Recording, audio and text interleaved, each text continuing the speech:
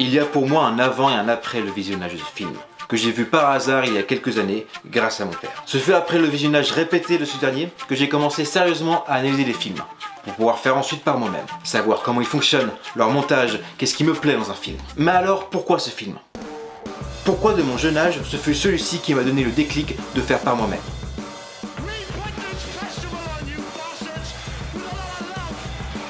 Pour cette première vidéo, je vais vous parler du film qui m'a donné envie d'être réalisateur.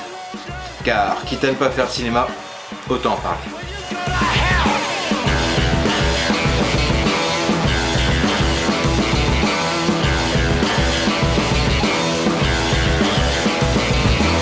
Donc Snatch est un film britannico-américain sorti en 2000. C'est le deuxième film réalisé par Guy Ritchie après Arnaque, Crime et Botanique, Lock, Stock dans sa version originale, que je recommande fortement.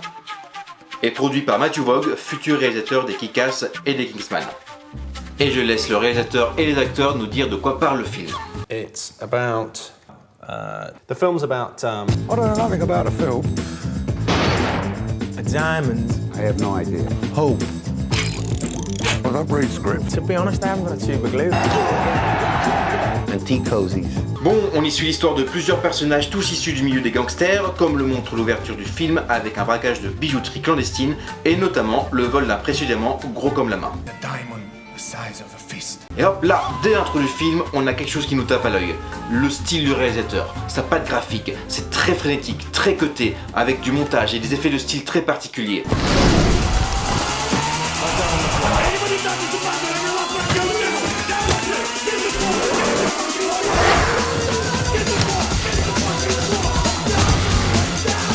Mais ça, on y reviendra un peu plus tard. Le diamant a été volé par Frankie Quatre Doigts, interprété par Benicio del Toro, connu à l'époque pour Usual Suspect et Las Vegas Parano, et plus récemment pour Sicario et son rôle de collectionneur dans le MCU. Il doit donc ramener ce gros caillou à son commanditaire. Malheureusement, Frankie Quatre Doigts est un flambeur, d'où son nom, car il parie n'importe quoi.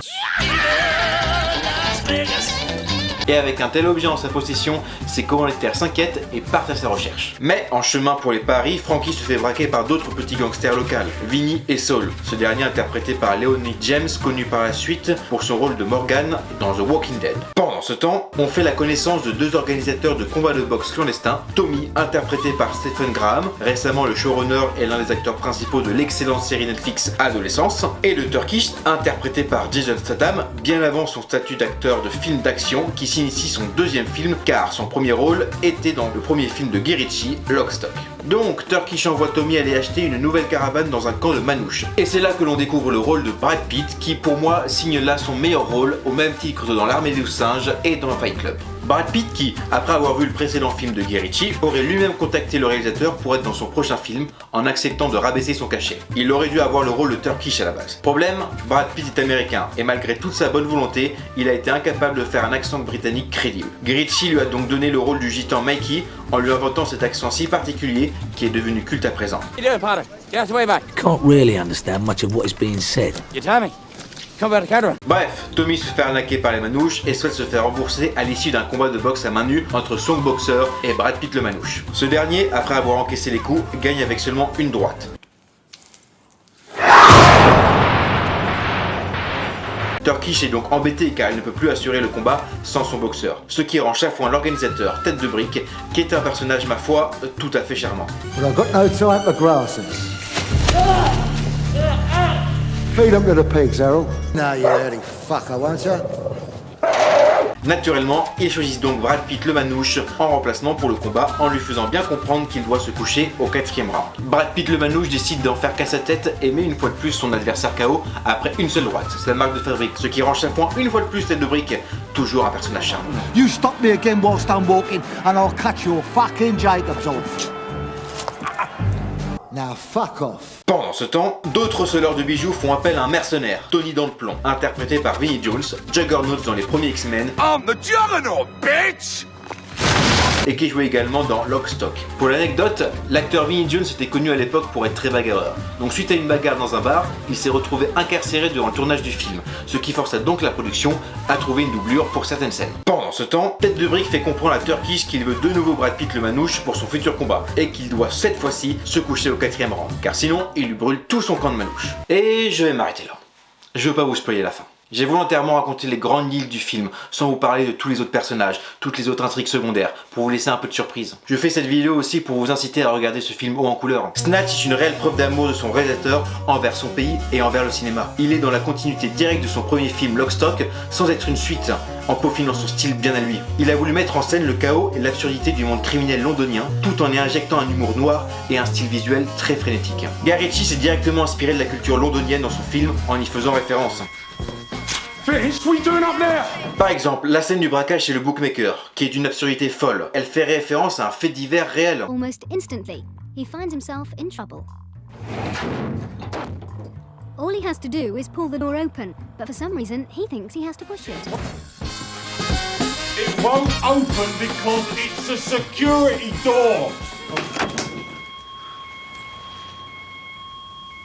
What the fuck are you two doing? Ou les combats de boxe de Brad Pitt le Manouche, qui font référence au célèbre boxeur de combat illégaux Lenny McLean. Des références cinématographiques également. Dans la scène d'intro de Reservoir Dogs, qui précède un braquage, les protagonistes discutent sur la musique Like a Virgin de Madonna. Let me tell you what Like a Virgin's about.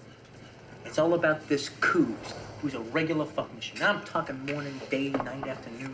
Dick, dick, dick, dick, dick, dick, dick, dick, dick. Dans l'intro de Snatch, les protagonistes discutent à propos de la Sainte Vierge Marie avant de faire un braquage.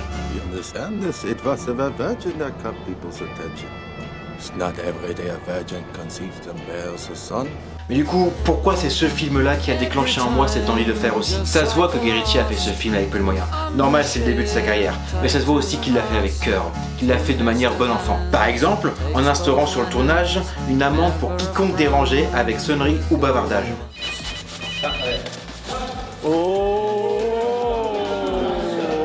C'est son côté simple, pas facile, simple qui m'a beaucoup plu dans ce film.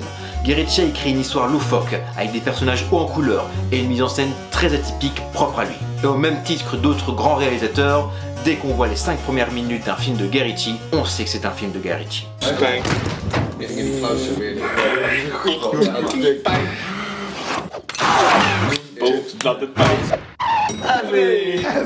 C'est sûrement ça qui m'a plu dans ce film.